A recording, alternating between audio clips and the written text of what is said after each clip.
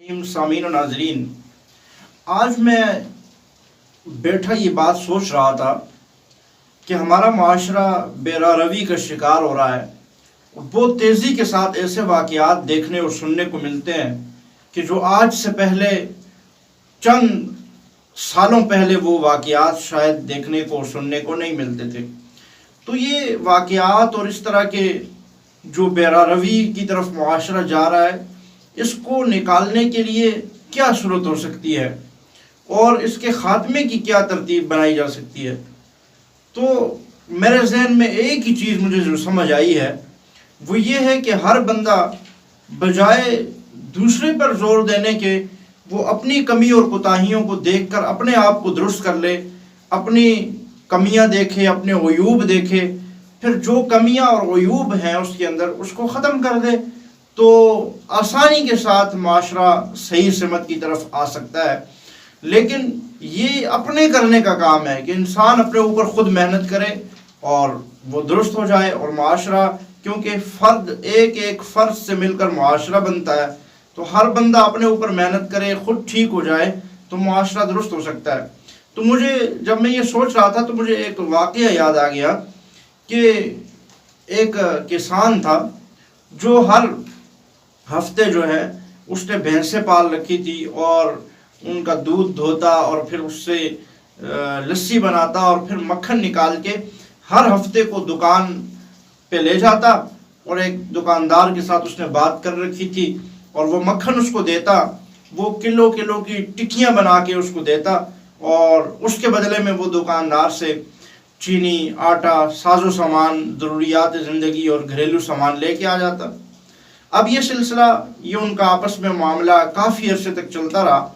एक दिन दुकानदार ने सोचा क्यों ना मैं ऐसा करूं कि ये जो 1 किलो की टिक्कियां बना के लाता है मक्खन की, मैं आज इसको तराजू पे रख के तोल लूं कि ये कितनी है।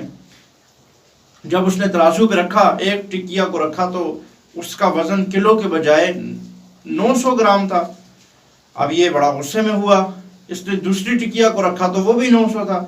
अब इसने एक करके सारी टिक्कियों को वो तराजू पे तोलता गया और उनका वज़न कम था और वो 900 ग्राम थी। अब ये बड़ा हैरान भी हुआ, बड़ा गुस्से में भी आया और सीख पा हुआ और बोला, आज वो किसान आए, मैं उससे पूछता हूँ। जब वो हफ्ता पूरा हुआ, 1 हफ्ते के बाद वो किसान दोबारा से अपनी रूटीन के मुताबिक वो मक्खन की टिक्कियाँ उठा के ले आया। जैसे ही दुकानदार ने देखा तो चीखना और चिल्लाना शुरू कर दिया, गुस्से में आ गया कि मैं तुझ जैसे बेईमान और बददियानत शख्स के साथ कभी भी मामलात को आगे नहीं बढ़ा सकता। आज के बाद मैं तुझसे ना ये लूँगा और ना तुझे कुछ दूंगा, तेरे साथ मेरा कोई मामला नहीं है। उसने कहा, जनाब हुआ क्या है, आप वाकया वजह तो बताएं, क्या हुआ है। हैरान और परेशान बेचारा देहाती। तो उस दुकानदार ने कहा, इधर आओ, मैं तुम्हें दिखाता हूँ। एक टिकिया को रखा तराजू के ऊपर तो उसका वज़न 900 ग्राम, दूसरी का सब टिक्कियों को रख रहा है, सबका वज़न कम है। तो उसको कहने लगा, देखते हो कि ये सारी टिक्कियों का वज़न कम है, तुम इन्हें किलो कहते हो कि ये 1 किलो है और इनका वज़न तो कम है। बेचारा देहाती जब देखा कि अब इसके बजाय कोई चारा नहीं है तो उसने हकीकत बयान करना शुरू की।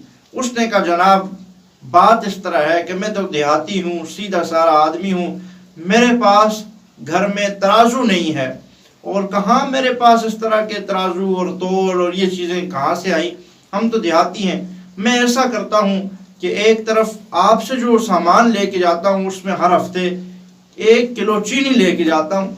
अब उस चीनी को एक तरफ रखता हूँ और दूसरी तरफ मक्खन की वो टिक्कियाँ बनाता हूँ, तो दूसरी तरफ वो रखता हूँ। तो जितनी आपकी चीनी होती है उसके बकदर वो मक्खन की टिक्कियाँ बन जाती है। तो मेरे ख्याल में तो आप किलो देते हैं तो ये टिक्कियाँ भी 1 किलो बन जाती है। मुझे नहीं पता था कि आप 900 ग्राम चीनी देते हैं और किलो कह के 900 देते हैं, तो ये भी 900 आ जाती है। अब दुकानदार भी शर्मिंदा हुआ और परेशान भी हुआ कि मैं धोखा तो असल मैं कर रहा हूँ, तो मैं इस पे शोर शराबे पे उतर आया हूँ। तो अब बात यह है कि इस वाक़े से हमें क्या सबक मिलता है कि देखें, अपनी कमी को नहीं देख रहा, अपनी कोताही को नहीं देख रहा, अपनी बददियानती को नहीं देख रहा, बदनीयती को नहीं देख रहा اور اس غریب دیہاتی پہ شور شرابہ کر رہا ہے. تو آج ہر شخص یہ چاہتا ہے کہ دوسرا ٹھیک ہو جائے، میں جیسا ہوں میں ویسے رہوں. ایسا نہیں ہوتا. ہر شخص اپنے عیب دیکھنے شروع کر دے، اپنی کمی کوتاہیاں دیکھنا شروع کر دے، اپنے آپ کو درست کرنا شروع کر دے، تو یہ معاشرہ آسانی کے ساتھ خود بخود درست ہوتا چلا جائے گا. لیکن چونکہ ہمیں یہ عادت پڑ چکی ہے کہ دوسرے کی عیوب کو دیکھنا ہے، تو حدیث پاک میں آخر میں ایک حدیث پاک بیان کر کے بات ختم کرتا ہوں. نبی کریم صلی اللہ علیہ وسلم کا ارشاد ہے، جس کا مفہوم یہ ہے کہ جو بندہ دوسرے کسی کے عیب دیکھتا ہے، اللہ تعالیٰ اس کو اس وقت تک موت نہیں دیتے جب تک وہ عیوب اس کے اندر داخل نہ کر دیں، وہ عیوب اس کے اندر نہ آ جائیں. تو اس لیے ہمیں بجائے دوسروں کے عیبوں کو دیکھنے کے، دوسروں کو ذلیل کرنے کے، اپنے عیبوں پہ نظر رکھتے ہوئے اپنی کمی کوتاہیوں اور غلطیوں کو دور کرنا چاہیے. اسی سے معاشرہ درست ہوگا. اللہ تعالیٰ ہمارے معاشرے کو صحیح سمت پہ لے کے جائے، اور آئے روز جو واقعات دیکھنے کو ملتے ہیں اللہ تعالیٰ ان سے امت مسلمہ کو نجات عطا فرمائے. السلام علیکم ورحمۃ اللہ.